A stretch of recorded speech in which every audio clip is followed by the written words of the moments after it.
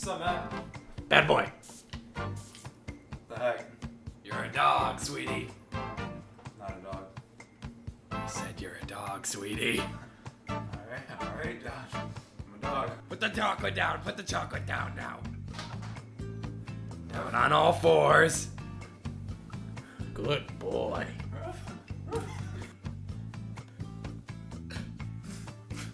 Oh. Josh, it's your intro. Hey. Great to have you on the show, Ive. Great to be here, Dave. IV. Is it cool if I call you IP, like the address? How about you tell us a little bit more about yourself before we delve into this experiment? Hello, humans. I am Ivan Pavlov, and I am a Russian psychologist. Represent! I am known for my work in classical conditioning. From my childhood days, I demonstrated intellectual brilliance, along with an unusual energy, which I named the instinct for research.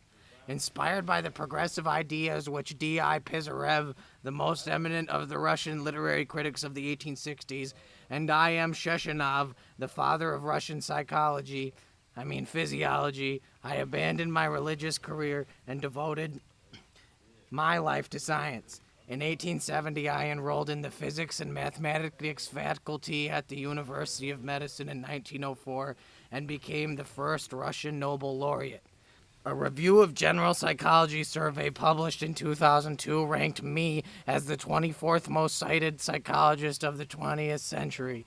My principles of classical conditioning have been found to operate across a variety of experimental and clinical settings, including educational classrooms. I lived from 1896. Wait a minute, are you just reading that off your Wikipedia? Come back, I can't do this. I can't do this. I need a break.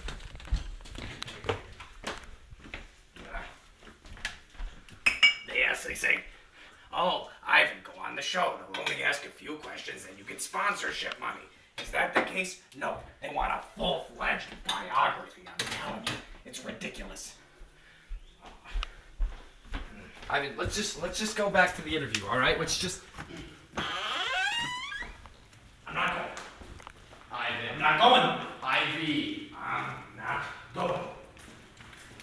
You're gonna keep hounding me with personal questions. And we're back. So, what specifically inspired your work with dogs? I hate dogs. But it said in the report that you... Hate them. But you... Strangle those mutts. Well, what do you feel about... They don't go to heaven either. Tell us a little bit about your experiment. All right, Larry.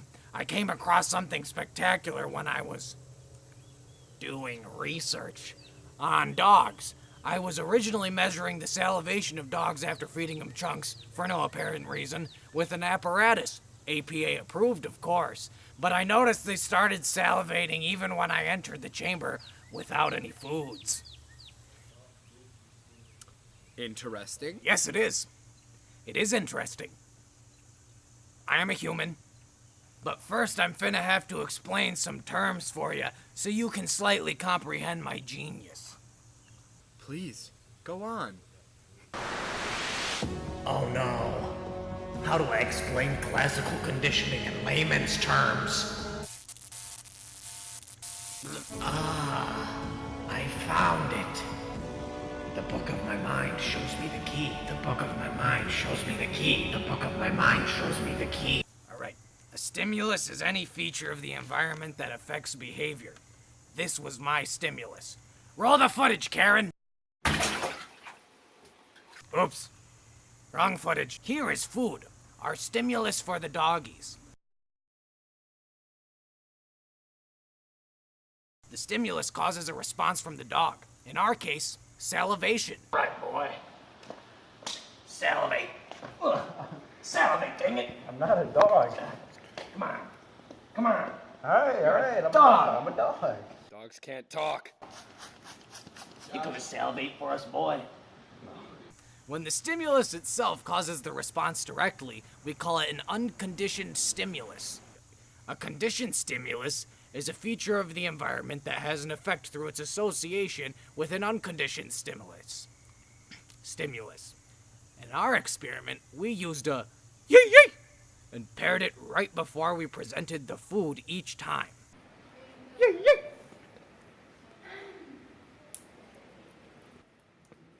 When the dog salivates only when the yee happens, we know he's gone through the acquisition stage and the salivation is now a conditioned response. Over time, only presenting the yee without the food, the dog salivates less and less. This is called extinction. Salivate, dang it! One day this random guy just stole me. I don't even know who he is. I mean, over the course of the past 30 days, I've gotten boiling hot water dumped on me. He pushed me off of his roof, made me do a backflip. Hey, you don't get an interview, dog! Generalization is when a stimulus similar to the conditioned stimulus also elicits a response. I love fishing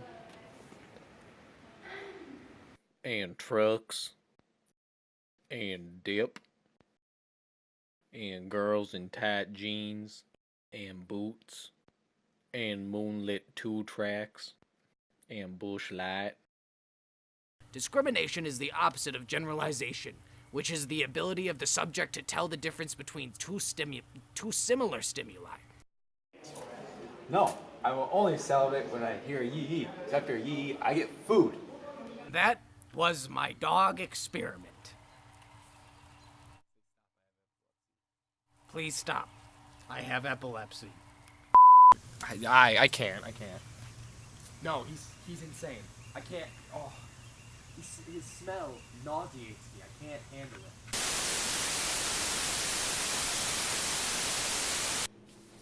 Oh, hey there. Now just for funsies, we're going to aversively condition this dog.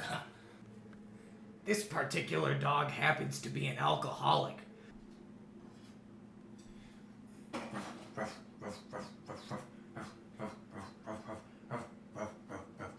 Everybody. So we are going to give him some special medicine, poison, in a low dose each time he grabs a bottle in order to condition him to react nauseously to the alcoholic drink. Got doggy.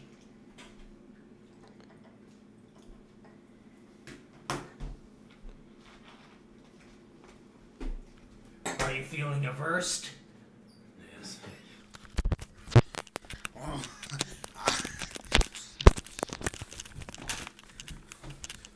I'm never drinking alcohol again.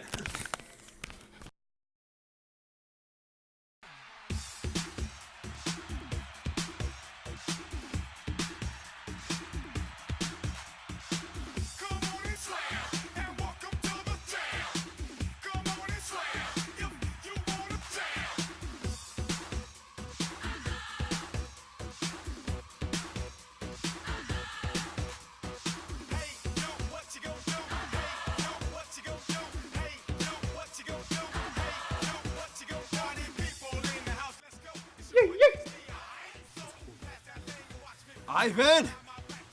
I am not a dog! It's the Second Amendment. Are we going to debate this? Dog abuse is a personal right. It's my own freedom. It's not hurting you. I demonstrated intellectual brilliance along with an unusual energy which I named the instinct for research. Inspired by the became the first Russian Nobel laureate. A review of Journal Psychology survey published in 2002 ranked me as the 24th, along with an unusual energy, which I named the instinct for research, inspired by the progressive ideas